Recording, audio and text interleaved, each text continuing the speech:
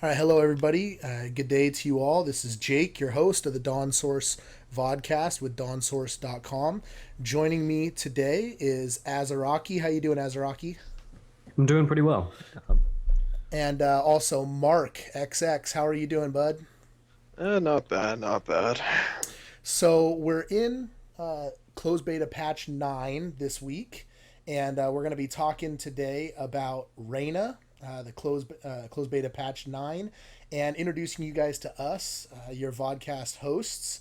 We wanted to make sure we give a special shout out this week to the community team over at Waystone for allowing us to use some gameplay footage from the developers playtest on August 8th, 2013. Make sure that you go and watch the Waystone Twitch stream on Tuesdays and Thursdays from 1:30 PDT and Wednesday at 11 a.m. PDT. And whenever their servers are live over at twitch.tv/Waystone Games, it's really incredible to be involved in a closed beta where the company actually wants to support people like us at DwnSource.com and also just help us out as much as possible so that we can bring you quality content. So before we get into stuff, I wanted to take some time to introduce both Azaraki and Mark and to let them know, let them tell you guys a little bit about themselves. So let's start out with Mark. Mark, tell us a little about yourself, your experience with MOBAs, some of your favorite shapers, and then we'll go from there.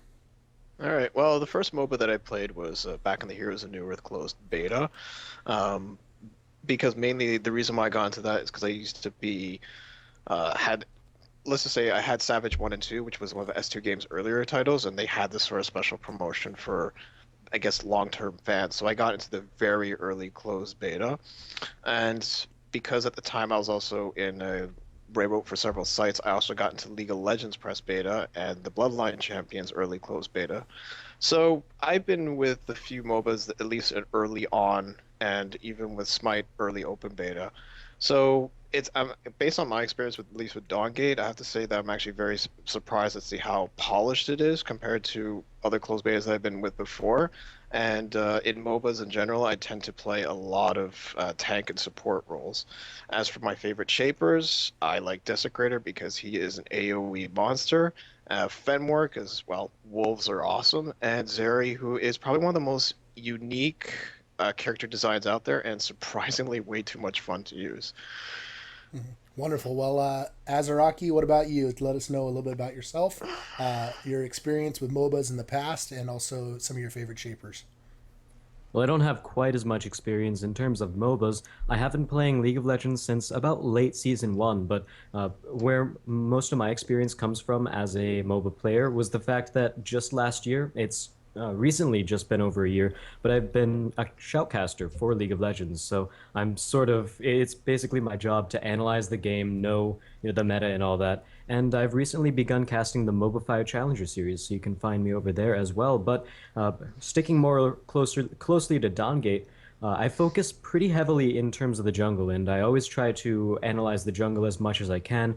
I'm always trying to figure out, hey, what's the best jungle route that I can take? What is going to increase my efficiency? So I really like thinking about all of those things in terms of playing Dawngate, and you might be able to see me jungling for the DwnSource team at some point, but that's a little bit later. And in terms of my favorite shapers, I'd have to say Spin to Win.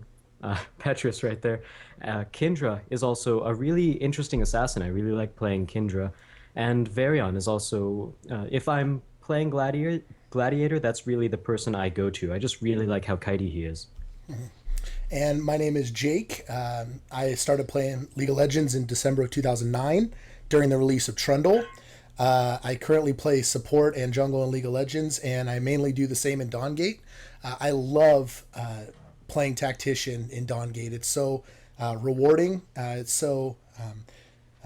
just much more exciting to play a support type role in Dawngate than it is in League. And to that end, my favorite shaper is Zeri by a long shot. Like her ability to harass in lane is just really, really good. You can give free harass if you are good with your skill shots, and the ability to give your stats from your items to your carry, I think, is just a really, really fun mechanic. It's it can make late game team fights just really snowball if you are able to put your stats on the right person. and it also gives you a lot more flexibility in terms of what you're going to build, because what you build is based on who you want to put your stats on. So if you want to go a little bit tankier and be a little bit more frontline, you can give some stats to your frontline guys and just make them beastly. Also, the ability to silence in a game that's really based around cooldowns instead of resources like mana can really be great. To be able to shut someone down, lock someone down, and kill them is just really good. Then my second favorite shaper is Raina, who we're going to talk about today. She's just way too fun, but we'll get into that in just a little bit. So that's who we are. And so once we get through that, let's talk a little bit about our thoughts of closed beta, since this is episode 1. Just thoughts about the game in general, some of the pros, some of the cons, the things that you really enjoy, some things that maybe we need to tighten up. And let's start off with Matt. Matt, what do you think about closed beta so far? Well, so far from what I've seen of Dawngate, I can say that it's got a really good direction to it. If we compare it to other MOBAs, I really like playing it mainly because it's really creative, it's original, and that's where I think it'll succeed as a MOBA, where we see previous MOBAs. Heroes of Newerth comes to mind, but Heroes of Newerth was extremely similar to Dota. So near the release of Dota 2, people sort of started thinking, why play Heroes of Newerth when I could play Dota 2? They're both very similar. So in order for a MOBA to succeed, it has to have something that gives it originality. It has to have something that sets it apart. And I think quite a few things in Dawngate do that. First of all, the 2-lane layout for the map is pretty cool. It forces different styles of play, and instead of the typical 2 solos, 1 jungle, and a duo lane in League of Legends, we have, two duo lanes and a jungle. We also have, some people have been doing tri-lanes, maybe double jungle every now and again. So it's really, you can do a lot of creative things there. I also like how bindings respawn, and we'll talk about turtling a little bit later, but I like the fact that they sort of act as inhibitors as well, where it would power up minions if you were to take down the binding, basically. And I also have to say that Spirit Wells, really good idea, because I like how you can take control of the passive gold gain, where it isn't just, I can sit here and earn gold, but you need to have control of the Spirit Wells in order to do that. And last but not least, I just like the overall polish and the lore behind Dawngate, where first of all you're purchasing traits, ideas, that sort of thing to power up your champion or your shaper in this game. Whereas in other games, you buy 6 swords and suddenly you can use them all and do more damage. But I really like that system. And the champion or the shaper designs are also really cool as well. We talk about Zeri already, who is pretty, she throws paint at people and yells at art critics. It's a pretty cool design right there. And I also like how the lore fits into the shaper's abilities too. A perfect example is Volk. He's all about sort of consuming others to keep his life force going. And his abilities are a direct reflection of that, where he takes haste from people. Well, it doesn't actually take them, but he attacks people and gains haste. He has an ultimate, which is a huge life drain ability. So I really like how a lot of that works itself in, and I think lore is just overlooked in many other MOBAs, and I really like to see that Dawngate's paying attention to that. Yeah, it'll be interesting to see really what happens with that. Because now they really only have 4 fleshed out lores, like really fleshed out ones of the shapers that they've released since the beginning of closed beta. And I know that they were talking recently about that as they're trying to get more and more and more out. But yeah, the shaper designs are just really wonderful. Mark, I know we've talked in the past about this a little bit, but Azaraki brought up the idea of turtling. Do you want to kind of I actually kind of want to get your thoughts on that. How do you think Waystone has done so far in terms of stopping turtling, or how does that work, or what do you think about that so far? Well, right now, I mean, it is a closed beta, so I don't obviously expect everything to be set in stone. Things will always change. I mean, already we've seen with Dawngate, very early beta, where there was some serious issues with some of the power items and so forth, being ridiculously strong, and they even made some changes with XP to prevent, well, at least to hinder the efforts of snowballing. So it's not like Dawngate is not stubborn. They're willing to make changes. So I'm not too worried that with the turtling issue, that it will be obviously fixed sometime in the future. It may not be this week, it may not be next week, but I do feel that it is a bit of an issue, because in terms of, well, overall strategy. Because the thing is, right now, the way I sort of feel about turtling is you're sort of forced to farm, or at least be strong enough to take on the Guardian. And the problem with that is sort of railroads all the sort of like the team composition, everything into sort of the late game, and doesn't allow a whole lot of options. Like at least right now, doesn't allow options for like aggressive early game lineups or anything like that.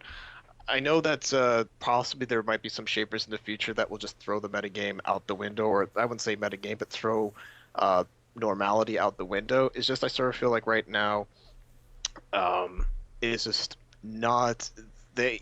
It's just really the Guardian's way too strong for its ability. But I do have actually an interesting solution. Well, I wouldn't say not me, but this was something that I've read about, which is Arizaki pointed out, which was the Spirit Wells. Because I find that the Spirit Wells are really good in the early game, early to mid game, because they do have that passive income generation.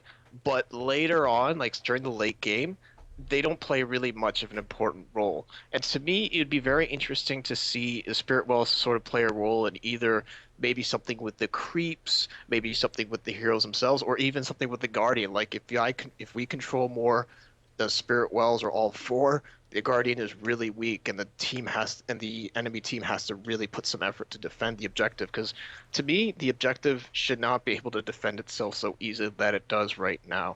And I know that Smite has their Minotaur, but even the Minotaur and Smite couldn't even pull this stuff.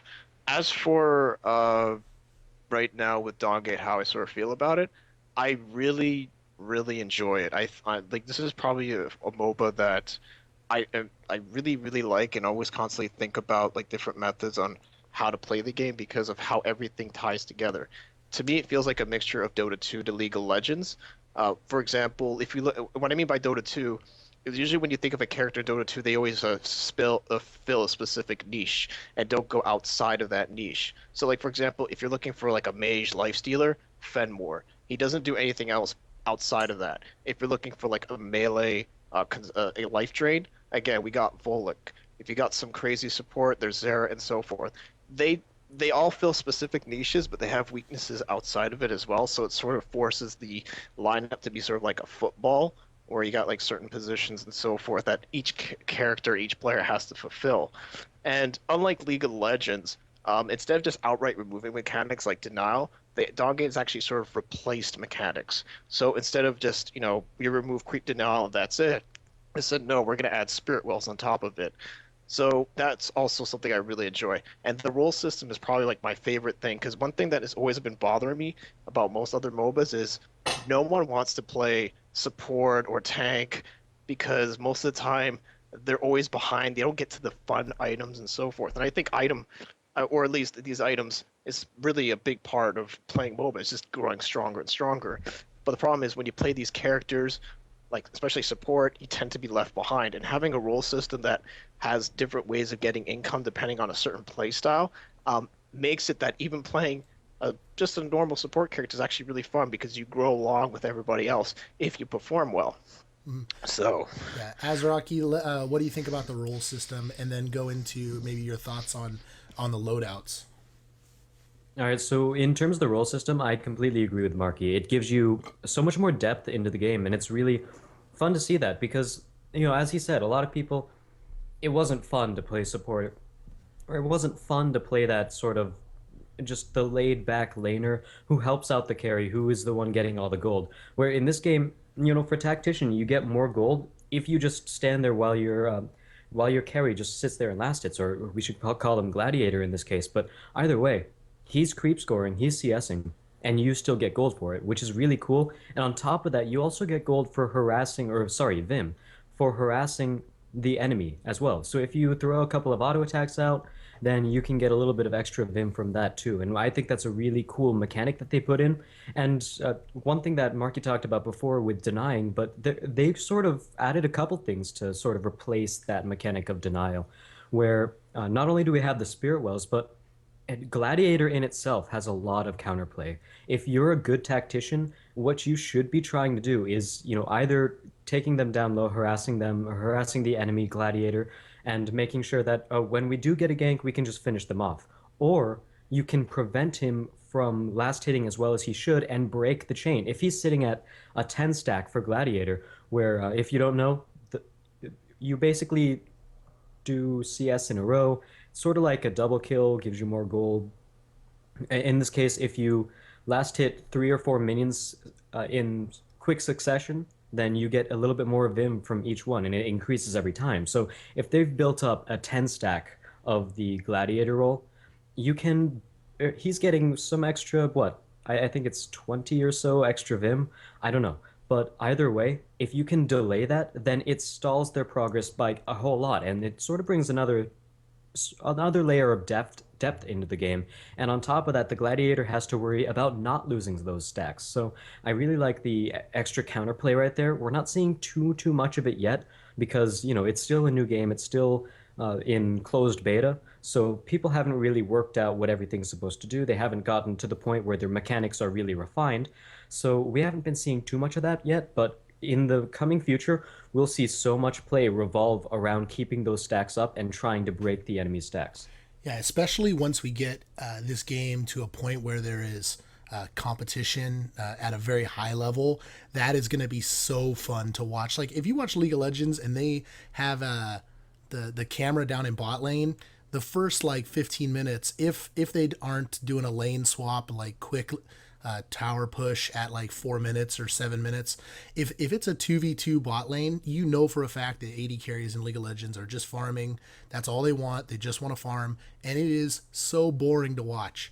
But in this game, with the tactician role, with the gladiator stacks, trying to break those stacks, punishing gladiators for coming up and trying to keep their consecutive streak going, tacticians have like you said, a ton of counterplay with that. It's gonna make watching lane phase very, very interesting because it actually costs the AD carry or the gladiator. It costs something for them to come in instead of just a little bit of damage. They have to risk that damage in order to keep up their Vim gain, and that's really, really impressive. It's one of my favorite things. Being someone who plays support, I really hate being blamed for late game when I don't have any items because I don't have any CS in League. And there's not a whole lot I can do unless you're somebody super tanky or someone with massive CC like Alistar or Leona, or someone with a hook like Thresh or Blitzcrank where you can still make plays. But if you're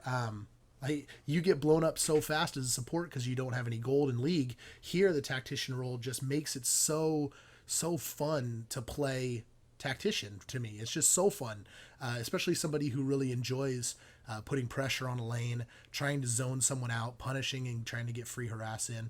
It's really fun to play tactician. I'm a terrible gladiator. I don't like playing gladiator. I don't think I have the mechanics for it. But in terms of hitting skill shots, in terms of putting pressure on a lane and knowing what my shaper can do, I think I can play tactician very, very well, and it's rewarding to do so. I can get fed, I can carry a game, I can make big plays. I don't have to be a wimp in team fights because I'm going to get two-shotted because like in League I have no items. I've got a spirit, or I've got a sight stone, and I've got like my boots, and then I just bought a billion wards. Which actually brings me to the other thing that I really like about this game is the free wards that are given out to every shaper, and then on the 3-minute cooldown. Once we actually start getting people comfortable with the game and start getting people into the closed beta with some experience, and they realize they know how to look at their timer, their cooldown on their ward, and then we actually have 5 people on your team setting wards every 3 minutes, it's going to be really interesting to see what can be done in terms of jungle invades, spirit well invades, because there's actually going to be vision on the map, where in other MOBAs with wards, you just get people who say, I'm a carry, I can't buy wards, I got to get my items, and then they push lane too far, they've got no ward coverage, they get killed and they die, and their team is sad, and you lose the game because somebody was too selfish to buy wards. It's not an issue in this game. Just every 3 minutes, place your ward, watch your timer, get it down, keep the map lit up in strategic areas, plan with your team. Hey, in the next 6 minutes, we're going to be focusing most of our attention on Parasite and bot lane, because our top lane has already won. So let's focus our wards on that side of the map so that we can be really aggressive. I think there's lots of fun things that we can do with warding. The role system, and we haven't quite talked about the loadouts yet, and I don't know what the long-term plans are for more loadouts, but I really love that concept of having a specific set of very unique loadouts to customize your shaper, whether it's a force bubble for a force bubble or brawler, for a melee tactician, defensive penetration, more power, adventure, getting extra move speed going through brush. There's just so many good options, and yeah, I'd be curious to see, Mark, what your thoughts are on loadouts. What are some of your favorites, and what do you think are the ones maybe that maybe could see a buff? What do you think? With the loadout system, I sort of like it because it, actually come to think of it, Dawngate kind of reminds me of like the old school RPGs where you like sort of pick a role, you pick a loadout, and you pick you pick traits, or in this game, you acquire traits that, work with one another. So it kind of reminds me of like the old role-playing games where you pick a character and you do some crazy stuff with it. As for what loadouts I like, it highly depends on who I am picking. Well, actually, let me rephrase that. It really depends on what I feel like experimenting on. Like, for example, if I am a Fenmore, I usually tend to pick Power or at least Adventure perk just for the hell of it. If I am going to go Volic, again, sometimes I'd pick the Adventure perk, or I believe the other one is called Resonance. Yeah, the one with the stacking damage buff, or stacking damage. Actually, for some reason, I pick Adventure a lot just for the heck of it, but which is kind of surprising because I know it's not the most how do I say, well-viewed item. Loadout. But if I'm going to go something a little bit straightforward, obviously the power one, force bubble if I want to go HP stacking with a tank, or if I want to have that early game sustainability, I would go brawler, because that's actually surprisingly really good early game, especially in the lane, because it does help out quite a bit. I would like to see some loadouts that go beyond, offensive or defensive. Like, there was actually one suggestion I posted on the forums called the Scout loadout, which is basically a passive that increases your ward placement range by like 2 times. So that way you could safely place your ward at distance. I like to see more loadouts where it has more utility than just straight power or straight defense. Yeah, definitely. Azaraki, what do you think about loadouts? Loadouts, it's a great system, and to where League of Legends, we know, has the sort of runes and mastery system, Dawngate's counterpart to that would be roles and loadouts, and loadouts is really the way to just get that little extra bit of fine-tuning into whatever you want to play. And my personal favorites, I actually like the brawler one myself, and I like how it scales early game and it scales into the late game pretty well on top of that, because you gain, I think, when you're 7. max level, 7. When everyone's level 20, you gain 7 extra armor and magic resist for every shaper that's around you. So in team fights, that's pretty huge. We can, 7 times 5, 35. It's a pretty big number for basically free. All you're doing is selecting a loadout there. And on top of that, you already get the extra 100 health. Like Marky said, really, really good in the early game. And I think that one's my personal favorite. I use the power armor haste a little bit because I like to have a more well-rounded sort of thing. And the armor really helps you in lane if you're laning against another shaper that's sort of meant to be the quote-unquote ranged AD carry, even though that's not really what they're called in this game, but basically ranged carry that's reliant on auto attacks. So I really like that loadout as well. And, I wish I would use more of the loadouts that are especially unique, like Force Bubble or Resonance. I use Force Bubble sometimes if I'm playing Desecrator or something. That's usually what I'll go for. But I do want to see more utility ones, more really unique ones that don't just give you stats. All right. Wonderful. Well, let's touch really quick on the last patch that came out, closed beta patch 9. It's a very small patch, and I don't think there's a whole lot to go into, but let's just go over it. Raina had her passive changed a little bit. The base discipline resource increased to 25 discipline per 5 seconds, up from 15 per 5, and that's mostly to offset the change to the W, Bastion of the North, where the amount of discipline drained per second was increased to 12.5 per second, up from 6.6 per second. So, oh man, that was like an airplane or something. What was that? Yeah, I think it was. So, and then also the cooldown on the heal component of Raina's passive has been increased to 4 seconds, up from 3 seconds. So, change to Raina. She regens more discipline, but also drains more with the W. Any thoughts on that? On that change from either one of you guys? Oh, I'll start this one off a little bit. And, you know, what they were trying to do with this change, a lot of people would say, well, they gave her more passive regen on her discipline for her passive. But the counterpart to that was obviously they made it cost more to use Bastion of the North. And people would say, well, that sort of balances itself out. That doesn't really matter too much. But the thing about that is that what this basically does is that she'll have Bastion of the North more readily available more often, but you won't be able to use it nearly as long. They basically doubled the discipline cost. So you can't use Bastion of the North nearly as much as you could before. So I do like these changes. Before, I think she was a really, really strong champion. You know, there was from my experiences, you know, games where their team had Reina, our team didn't. They generally won those. Our team had Reina, they didn't. We generally won those. And when both teams had a Reina, it was sort of even. But that's something that a lot of people actually do tend to overlook when they're talking about win rates for Shapers. As I heard a couple of people talking about, well, Reina has, you know, a 52%, 53% win rate. It's not really that much. But you have to sort of look at win rate against teams that don't have Reina, because if one team has Raina and the other team has Raina, obviously that's 50-50. There's no other way that can actually come out in terms of math. But if you look at one team has Raina and the other team has Raina, I think you might find a little bit more of a discrepancy because she's just such a great tank. But I do like these changes. Yeah. Mark, what about you? What do you think about the changes here to Raina?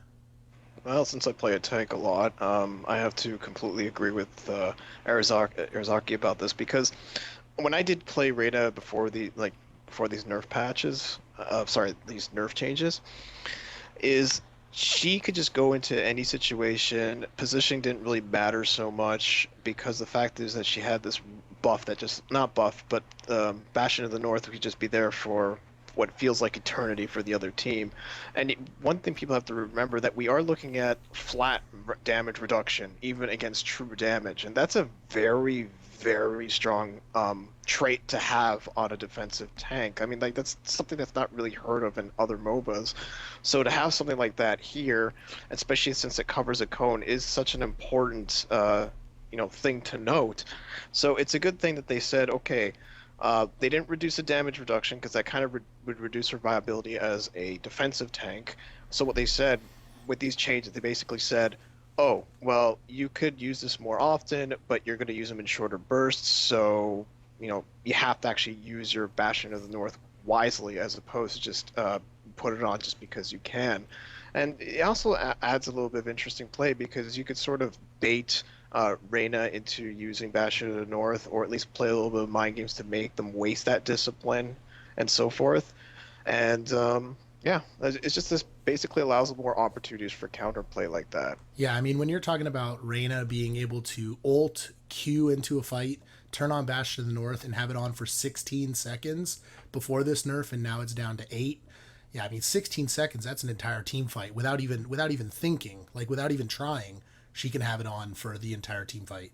But now 8 seconds, there's a chance that the fight's going to last long enough to where there has to be some counterplay. Okay, and now we go over to items real quick. Fate was nerfed down. The range that the projectiles will bounce reduced to 375, down from 450. And Insight, the cost of the item, was increased 20, and the haste on the item went down by 15. So quite a little bit of a hit there. Any thoughts on either one of those? This is just basically, carriers are still a little bit too strong. This is what we can sort of do to make sure that the global carry thing is kept under control, because Fed Nisa, as we all know, a Fed Nisa, if she has a lot of haste, then it's just cuts you down within 4 or 5 auto attacks, and those auto attacks come just all 4 of them in 2 seconds. It's pretty ridiculous at that point. So I can understand where they wanted this nerf to come from, and it did seem like the big carry shapers were just a little bit powerful. So I think this is also a pretty decent change. And Mark, any thoughts on these item changes? Well, considering the fact that I abused the heck out of these items, yeah, this was a much needed change. I mean, these were... The thing is, the way I kind of view balance is any items that become must-have on almost any situation, which was like Fate and Insight at that point, become... How do I say it? I would say it is overpowered, because to me, any competitive game would require at least making viable choices and opportunity costs, but these two items were... At least one of them could have been a must-have for most characters, and that is not really an interesting thing to have if you just have one choice to make all the time, because they were just so damn good. Definitely. All right, and then our last topic for the day here, we're going to talk a little bit about Raina. We've talked about her a little bit. Let me go over her stuff for anyone that doesn't know or hasn't played Raina. She has a passive that heals her on every third hit. It scales with her armor and magic resist and has a 4-second cooldown now on closed beta 9 patch. She generates discipline with her Q, and her E and her W consumes it. So her Q is Repelling Strike. It's a short dash that deals damage and knocks up all enemy shapers in the radius. Her W is Bastion of the North that gives armor, passively gives armor and magic resist, and when she activates, it marks a target to reduce the enemy the damage they do to you by a flat amount and increases your damage marked or your damage to them, and even true damage will be decreased by it. It also affects bindings, the damage bindings do to you. E is Shockwave. It sends out a shockwave in a targeted shockwave, and then it deals physical damage and slows the first target, and it bounces to 3 additional targets.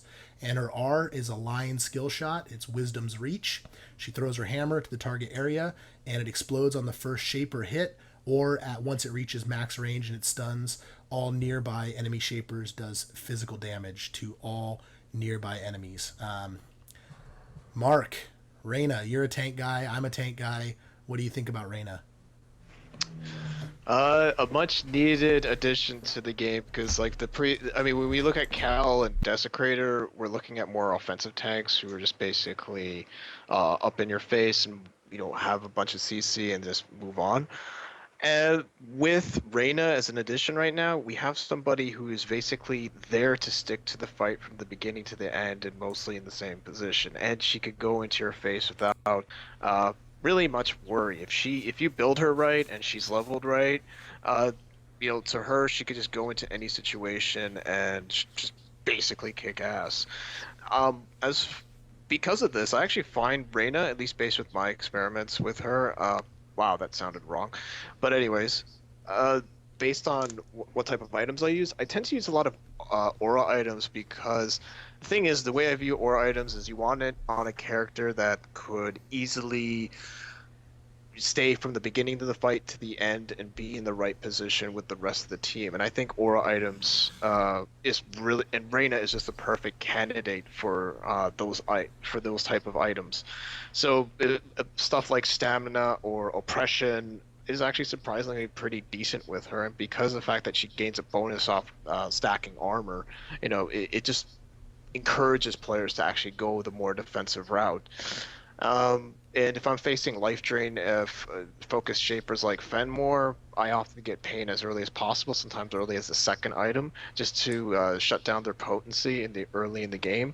And plus, the fact that a lot of my abilities hit multiple targets, I could actually apply that Mortal Strike debuff on multiple targets within 1 or 2 skill uses. If I want to be very early aggressive in the game, the spell I would often take would be Wither. I find Wither to be on melee characters, at least melee tanks like Desecrator and Kel, to be actually very good, because the fact is that Wither is obviously best when the closer that you are to them, and characters like Raina could easily just get into that position where they just go in front of the target Wither, and any gank attempt or on them just works out so much better when the target can't really do much or can't move much. So like I said, it's just she is an amazing defensive tank right now. I'm not sure. I don't want to make any judgments to say she's balanced her yet because I know the last before the nerf, she was ridiculously strong, even to the point where you had to pick her or lose. Which again, as I mentioned, we want to avoid that situation. But right now, I think she seems fine all right now, but she might be still a little bit overpowered. Yeah, so I think for me, when it comes to Reina, the thing that makes her like so strong that you have to pick her is her ultimate. Like that ultimate can just absolutely destroy people.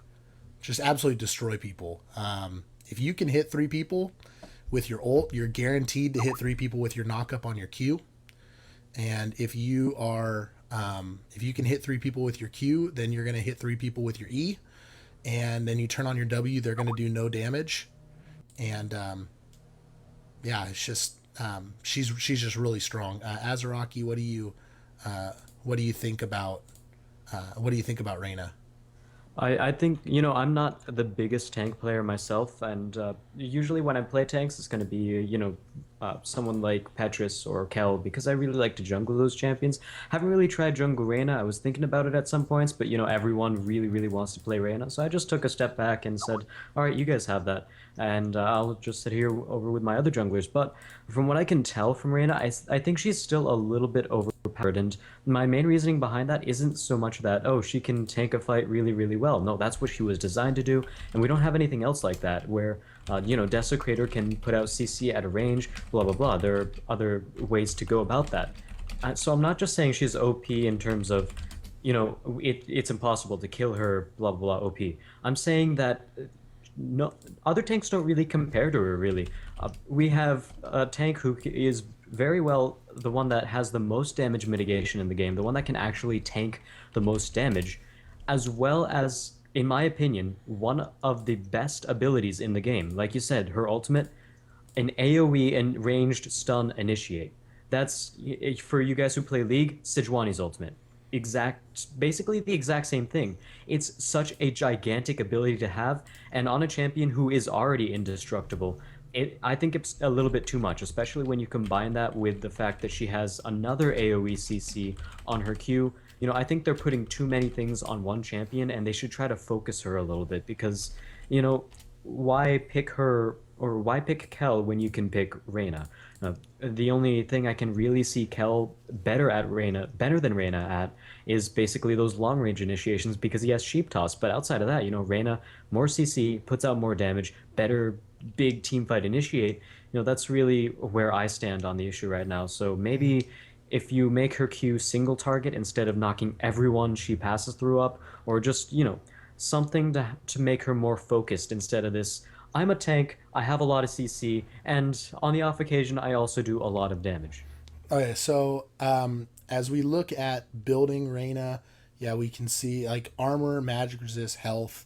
I like building haste on her so I can get more cooldowns. Also, the other thing that I like too is movement speed bonuses on her. So when I build haste, like momentum and stamina, I like late game. I'm talking late game. Early, I think pride and glory are like just way too good on her. She gets the extra damage when her W's on pride and glory. Yeah, health, armor, magic resist, protection, or any of the 3 fortitude upgrades are really good on her, I think, depending on what the enemy team comp is like. I think there's just a lot of options in terms of aura and defensive items that also make her just do a lot of damage for her role.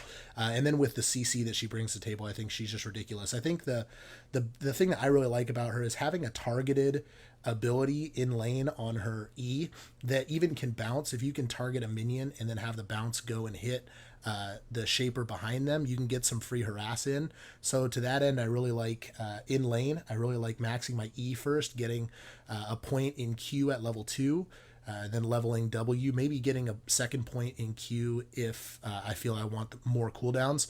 But typically when I play Reina, I like going prioritizing the R, obviously, but getting E by level 9, and then getting W second, and then Q third. Again, stacking aura items, stacking health, armor, magic resist, and trying to get some haste in there. And for me, I know that Mark, you had said Wither early. I like Stagger on her. It gives me an extra range CC, so I can stagger, I can Q. When they try to get away, I can E. And that has been really beneficial for me to be able to not only protect my gladiator in lane, but also to chase people down and make sure that we can get a kill. And then I typically will either go Blitz for a second spell. If I feel like I'm pretty fed, I'll go Blitz so I can get into a team fight and get right on top of their most damaging person and just keep them locked down, or Tailwind as a second. And then the third one, whether it's like Bastion or some other sort of utility spell, Wither actually wouldn't be a bad third spell, even if you take Stagger first, so you can just, try to shut people down. So that's kind of my thoughts on her. Any other thoughts on that skill order, spells? And I like to go Force Bubble on her, just because health items are just so good, and they work so well with the passive armor gain on the W. So that's kind of how I like to build her. Any other last thoughts on Raina, or any thoughts about skill orders or spells? No, all good on this end. Yep. No, I'm fine. All right, so then we'll wrap it up here. We'll call this our first episode of DawnSource Vodcast. I hope that you guys enjoyed this, and if you guys have any questions, topic suggestions, if you guys have any feedback or any things that you guys would like us to improve going into the future, it's a work in progress. We just hope that you guys enjoyed. You can leave a comment, make sure that you like and subscribe to the channel so that you can be informed of what's going on over at DawnSource. And while you're at it, go to DwnSource.com to check out our news, our articles, guides, join the forums, come interact with us.